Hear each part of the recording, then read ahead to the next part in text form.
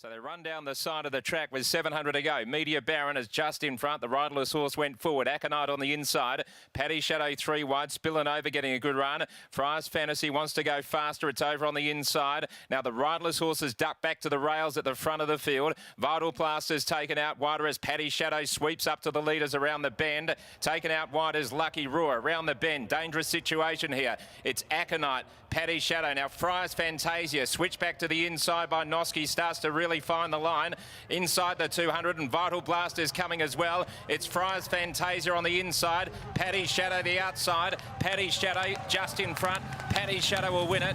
Vital Blast flew at Friars Fantasia to make it a photo, and then Lucky Roar followed by Aconite, Media Baron further back in the field. On the inside, Glamour Bell, and then I Need a Cardi and Delta Queen spilling over got tired from Giuseppe and Sabiro. Paddy Shadow wide out, looks to have well, has won it. Seconds close, with a Vital Blast coming up on the outside of Friars Fantasia in a close go. But Paddy Shadow, who swept up on the corner and wasn't hampered because the horse went to the inside, the riderless horse. And behind the Aconite. Now let's look, see what's happening there at the 900 metre mark. The rider is up on his feet, which is great news. Joseph has a party on Zing Bang Wop. And he sort of hung on for a fraction of a second before going down. And I thought at one stage maybe he might have been clipped by one of the horses behind, which might have been Sabiro. And it was forced to take some action. And Giuseppe was the other one as well. But in the end, it looks like Joseph is pretty much okay as he goes into the ambulance now. So 9-3-6. 3's got second on the outside. 9, well, actually, that hasn't come through officially on the board. It's showing up unofficially on the screen. 1:11.27 the time, 36.24. Paddy Shadow was a pretty good run because it was wide all the way. Friars Fantasy went back to the inside and showed a bit of dash just at the top of the straight, but just couldn't reel in Paddy Shadow, who just kept bobbing on the outside. Aconite weakened, and Lucky Roar wasn't too bad late on the scene into about 5th place.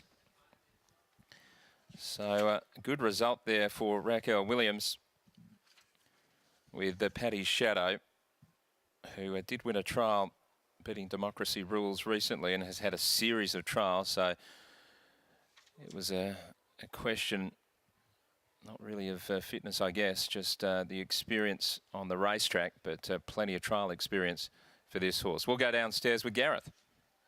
Williams joins us here with Paddy Shadow. That was a really good performance. First up here, having its first start, this daughter Dane Shadow. Plenty of trials for this filly, but she performed well today. Yeah, I've had her for a little while. David had her early in the piece, David Harrison, and then I've got her, and it took me a prep to get her so she actually concentrated, and then we had to put her back into trials, and just so I didn't think she was ready, and then because Faye's been a friend of ours for a long, long time, and obviously I used to ride for Dennis as well, so I didn't want to step her out unless I thought she could win. And today, did you think she could win at that price after her trial efforts? I thought after her last trial, I mean, obviously the curveball was the draw on the wide, but I thought she could go close. I thought she'd run in the first 4. What do you do with her now?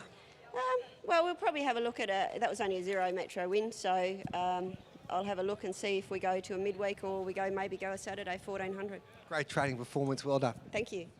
Raquel Williams there with Paddy Shadow winning the 3rd race. We'll get an update on Joseph as a party. He came down there, down the side, so let's hope Joe is okay, one of our better riders here and a good young kid. So he's currently with the ambulance officers down the back straight there, so we'll get an update as soon as we know with Joe as a party. But Brad Parnham kicks home his first winner of the day with this first starter here, Matty Kelly.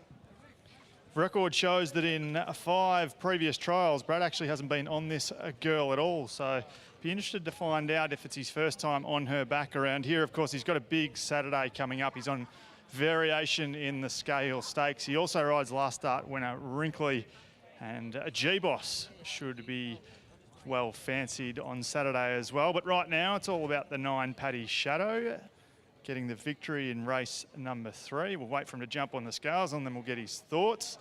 She's Dane Shadow filly, 3-year-old, who's on the board at start number 1.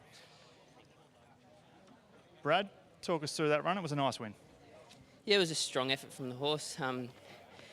Got caught 3 deep, but I elected just to stay 3 deep because I thought to go to the front I probably was going to have to do a bit too much, and seemed to be in a nice comfortable rhythm. So yeah, allowed the horse to run like that, and it was too strong. First time on her back? Yeah, it's the first time I've sat on it, so I really didn't know much about it, but Raquel sort of filled me with confidence, saying that the horse was going really good, and she said she wouldn't have bought it here if she didn't think it could run in the first 3, so I'm glad it got the win for her. Win number 16 in the city for the season. Well done. Yeah, thank you.